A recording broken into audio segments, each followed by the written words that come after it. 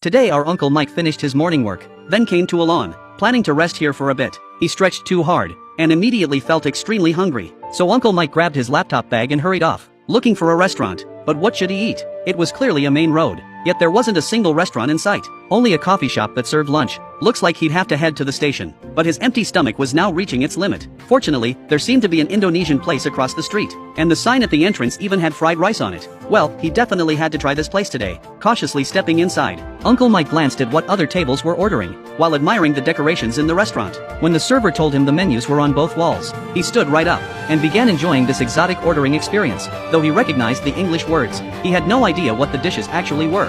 So Uncle Mike had to call over the owner, asking questions while ordering, then returned to his seat feeling reassured to wait for his food.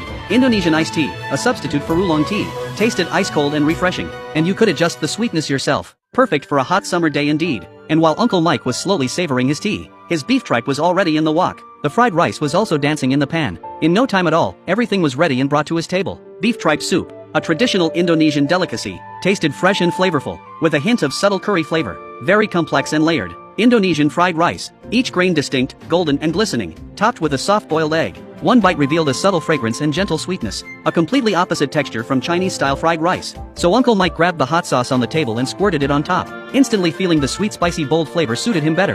Then he also squeezed the lemon that came with the tripe soup into it. Sour, spicy, salty, and sweet he ate with great joy. In no time at all, the fried rice and tripe were all in his stomach. Then while the owner was serving dishes, he added an order of mushroom chicken noodles, rendang beef, one of the widely popular traditional Padang specialties, made by slow cooking with various spices over low heat. Taking a big bite, the tender beef fell into shreds. The flavors of multiple spices spread through his mouth. Truly a dish that makes you smile involuntarily. Mushroom chicken noodles. The complimentary chicken broth could be used as a dipping sauce, or poured over the noodles. In the mouth it was subtly savory and slightly sweet, kind of like a fresh mushroom chicken version of dry mixed noodles. Dipping it in the broth made it even smoother. So Uncle Mike directly poured the chicken broth into the noodle bowl, turning the mixed noodles into soup noodles. Soon he finished the noodles and drank up the soup. Finally, he didn't forget to gulp down the iced tea, before getting up to pay the bill. Afterwards, Uncle Mike patted his stuffed belly, and left with great satisfaction, looking forward to Uncle Mike's next visit.